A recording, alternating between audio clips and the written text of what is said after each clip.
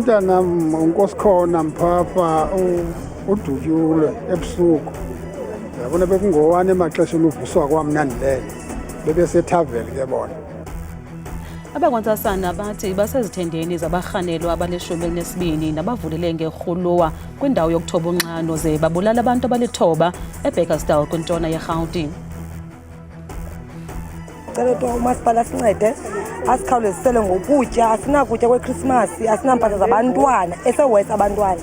Ekugqibeleni abantwana kumele into yoba bafane nabanye abantwana xa benxibayo bafane nabanye abantwana. Kuthe kwanqunqa amatyotyombe angama-40 kwilokishi yaseMbekweni ePaarl kwiphondo yaseNtshona Koloni.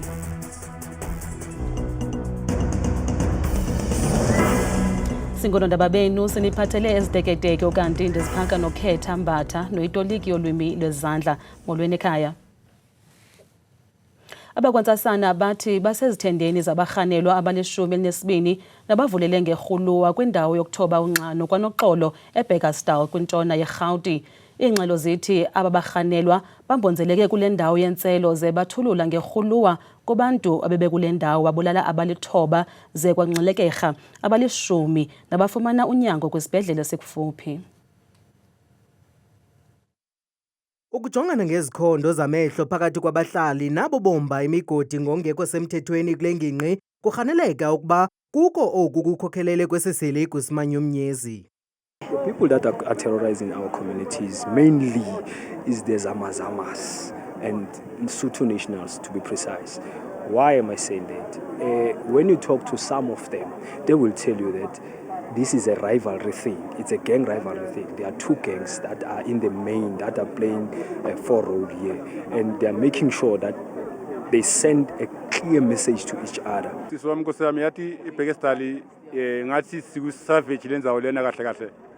Asilali silala buthongo benyoni iBurgersdal ikhungethwe ama-legal immigrants lapha kahle kahle sihlukumezwa abantu abangasiba lapha lokutshela iqiniso ngoba most yabuka the most abantu abadubulela abantu laba they are not citizens, non-citizens. Asiphephanga mntana, asikho safe tu ngoba kaloku qho ebusuku like iphezolo ndive izibhamu ngabo-12 zisitsho ndothuka ke ukothuka kwam ke ndabe sendivuke ke mna ndileqa abantwana ndibatsala ndibafaka phantsi kwebhedi uyabona. Omnye umzali wexhoba uthi uvuswelele ukuba azofanisa umzimba wonyana wakhe. Umntanam uNkosikhona Mphafa udutyulwe ebusuku. Yabona bekungowane emaxesheni uvuswa kwamnandilele. Bebesethaveli ke bona. Yazofika apho ke sahlala till amandazi amaphoyisa afike ngabani exesha kodwa ayazofika amaphoyisa. Bebephuma kwenye ithaveli bezapha nami ndizovuswa ngabantu abandaziyo naye bemazi ukuthi umntana ongowami. Ndazovuswa ngabo mina. Ngatsho ndaza ndafika ndabona ke nyani ba uyilo apha. Nangona bakwantsasana besithi unobangela woku awukaziwa kodwa banqinile ukuba kungoku nje uphando lwabo lubonisa ukuba kusetyenziswe umpu oluhlobo lwe-AK-47. Currently, we have statements of eyewitnesses who gave us the amount of people, plus minus 10. About 9 of them were armed with pistols and 1 with an AK-47 rifle. And out of that, we are able to put pieces together and try to locate what we can. Ukekana ukwathe ngokophando lwabo bafumanise ukuba le ndawo yentselo ayikho mthethweni kwaye abo badutyuliweyo ayingabo abaqale udushe. Uphando luyaqhuba. Bashiyeke bengenamakhaya abahlali kwindawo yogobityholo eMbekweni ePaarl eNtshona Koloni. Oku kuza emva kokutshelwa ngamatyotyombe abo angama-40 phezolo. Abasemagunyeni kweli phondo bahlaba ikhwelo kubahlali ukuba baqaphele njengoko eli phondo lineziganeko eziliqela zemililo ngeli xesha. Nanjengoko iintsapho ezininzi zilungiselela ukuchitha ixesha namalungu azo ngeKrismesi, iintsapho kwilokishi yaseMbekweni ePaarl eNtshona Koloni zitshelwe ngamakhaya azo phezolo.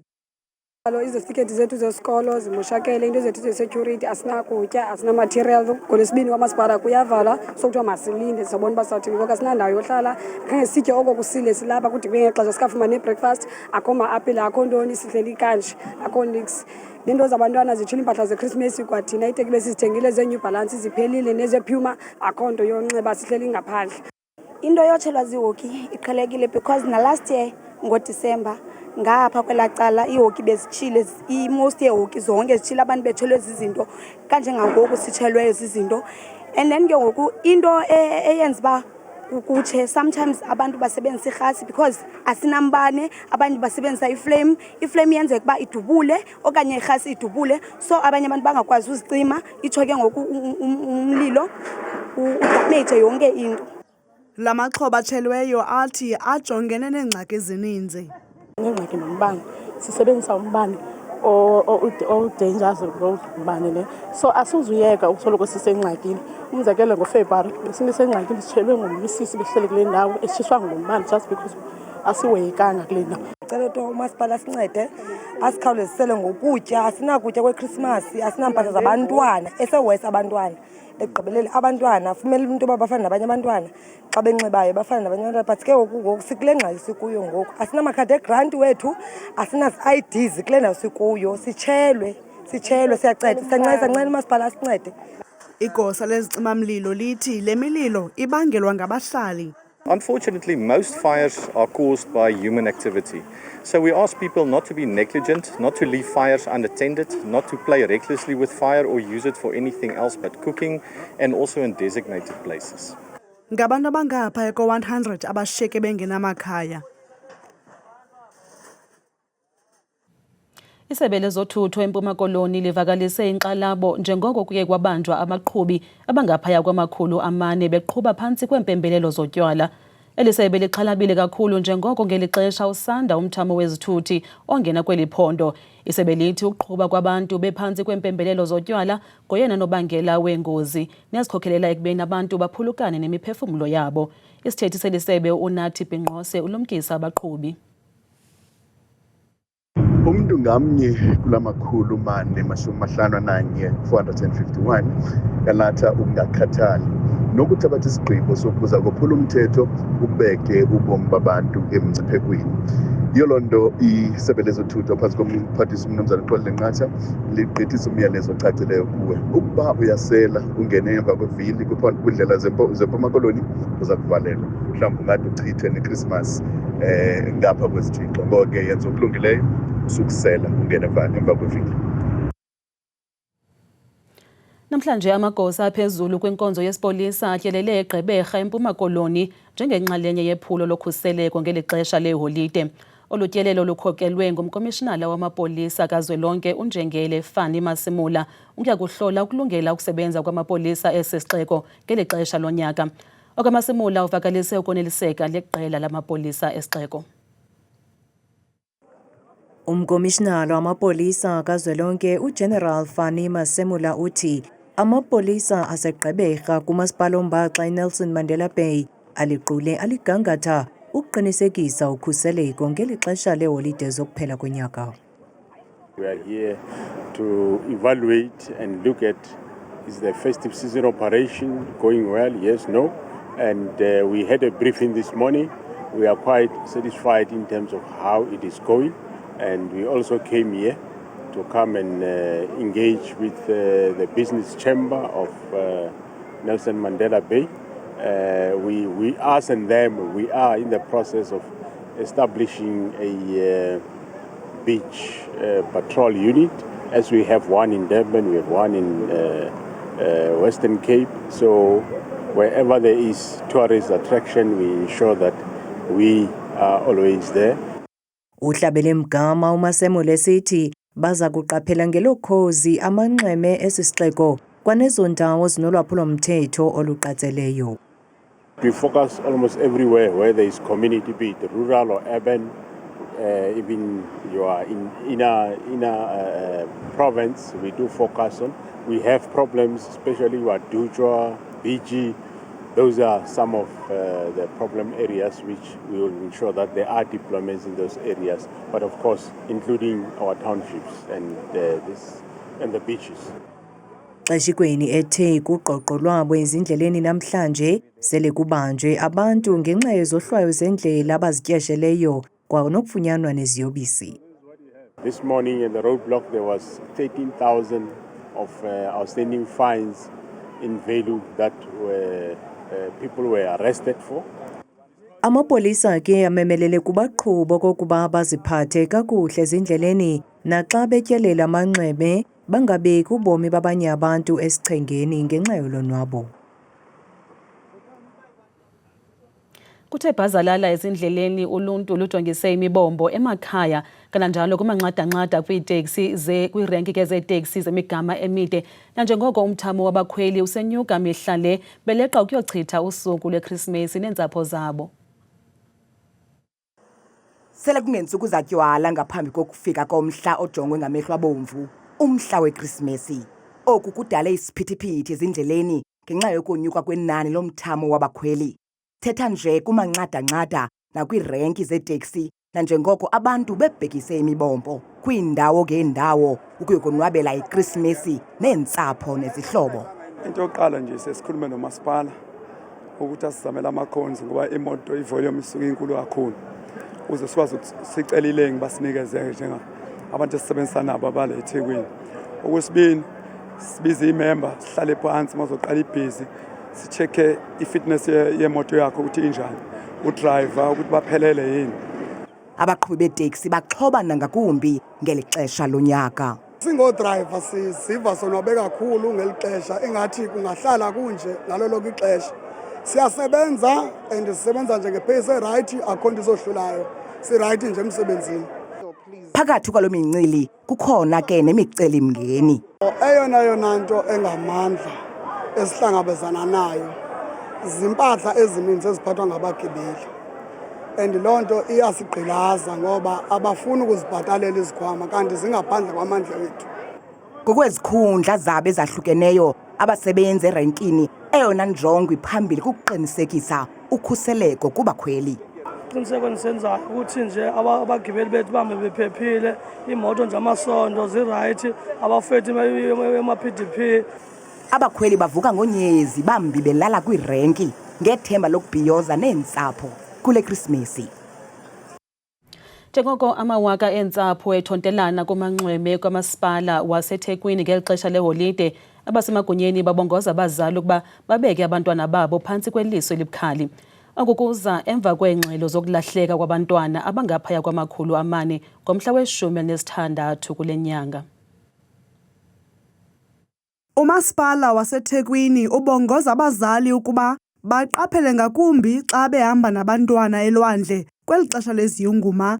Oku kusemva kokuba lonyuke kakhulu inani labantwana abalahlekayo kumanxweme eli. U-16 Disemba kulo nyaka sibe neingane eziwu-420 ezidukelene nabazali ekusukela enganeni eneminyaka owodwa kuya eminyakeni ewu-13. Lezi ingane zonke ngenhlanhla ekupheleni kosuku ngenxa yohlelo lwethu olulekelelayo zikwazile ukuthi ingane ekugcineni zihlanganiswe nabazali bazo. Abazali babongozana ngelithi makuhoywe abantwana kuqala phambi kokuba bazivise kamandi abazali. Abazali bazibeka kuqala bona xa behamba nabantwana. Iba ngaba bafuna uba bonwabe elwandle, balibala into kokubana bebeze nabantwana. Kanti xa uze nabantwana zibeke emva wena ubeke abantwana ekuqaleni ngoba xa ufuna ukonwaba ngokupheleleyo kufuneka into kokubana uzizele wedwa mhlawumbe okanye abantwana if ubhukishile ubashiye erumini. In fact akufunanga ubashiye nandawo nabantwana. Yayibona funeka abantwana basoloko bekufutshane nawe. I took them ukuthi they must put in the wristband because it's chaotic. They might get lost. Yeah. So I'm also going to be on their side all the way throughout the day. Abezokhuseleko bathe bhazalala kumanxweme ngelizama uqinisekisa ukuba bonke abantu kunye nabakhenkethi bakhuselekile. Ukuzawuthi kangoku sele kusweleke abakhwetha abali-17 eMpuma Koloni. Umphathiswa wobambiswano ngolawulo nemicimbi yezemveli uZolile Williams uthi belisebe baxhalabile nanjengoko abazali besaqhuba nokusa abantwana babo kwizikolo zolwaluko ezingekho semthethweni. Uthi zikhona iingcibi ezingaphaya kwama-40 ezisele zibanjiwe kungayithobeli imithetho elawula ulwaluko kweli. Bathe kratya ngaphaya kwama-45 abantu esele bebanjiwe ngokwayamene nokungayithobeli imithetho yolwaluko kwiphondo laseMpuma Koloni.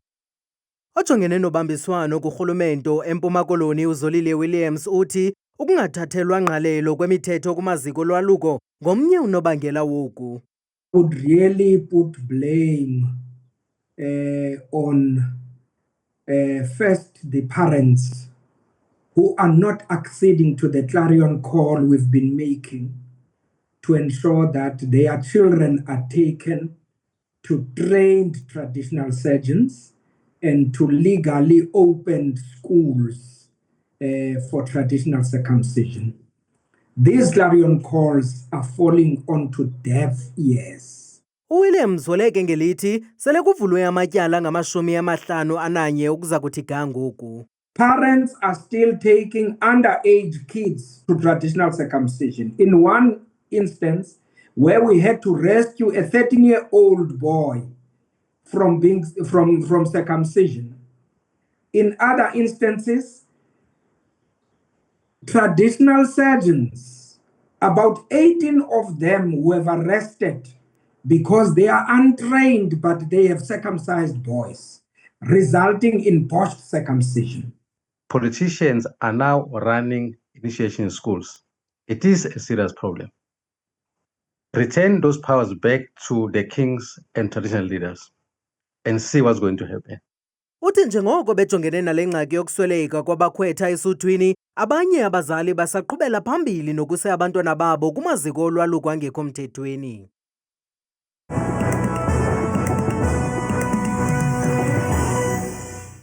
Ndibabeka zibini ezindabeni ndiyakubulisa mbukele ekhaya ndikwamkele ke kwiqonga lam leMozulu mna bethuna ngegama ndikuthabile ke ndiyinzwakazi yabathembu mvanje ngokubanzi masijongeni nansi kaloku ke iMozulu leyo mbukelo wam ekhaya siyesivule siphawulweni ngokubanzi kaloku ke eziganeko zeMozulu kuMzantsi Afrika ngokubanzi yawuqaphela apha ekhaya banoko kusibekele mpela nje phantse wonke uMzantsi Afrika uphela mpela ke futhi kwakumbindi ndawo ezifana naphaya koDiara futhi ngexesha lasekuseni iziganeko zemvula zithe xhaxha nje yonke lantsasa vale babuye futhi balusonge usuku ngomso kusasibekele kakhulu phaya ngama-30 nje ananye ngokubanzi bethu nekhaya kaloba sijonge namaqondo wakho ke aphansi naphezulu sivuleke phondo lokuqala ke eliphalo phondo laseMpuma Koloni ngamandla ke bukelwa mfuthi ke kumazantsi walaphondo futhi phakalo korhafu kwasekuseni kuyanetha pha kududume nje yonke lantsasa bevuswa ke ku-14 degrees ngokubanzi chu nam kwakhona futhi siphawasele ngokubanzi iphondo lase-Free State ngamandla ke pha futhi kumbindi nempuma yelaphondo ndawo ezifana phaya ko-Fixburg futhi ekuseni kungabaneka nje yonke lantsasa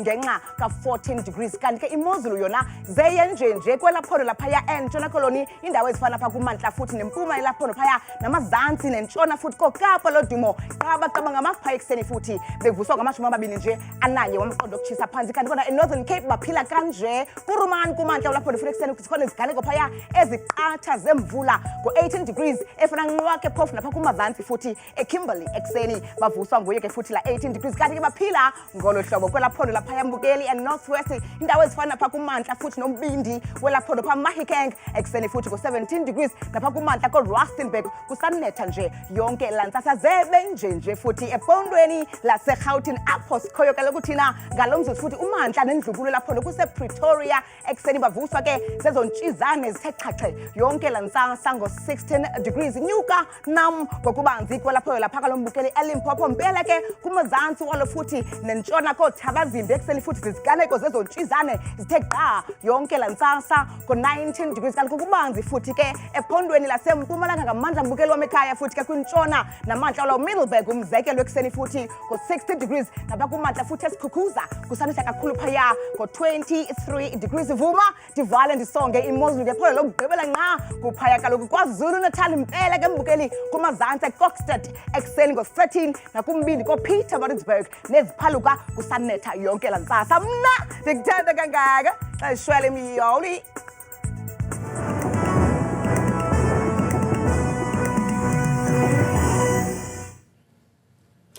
Mathongo mnandi.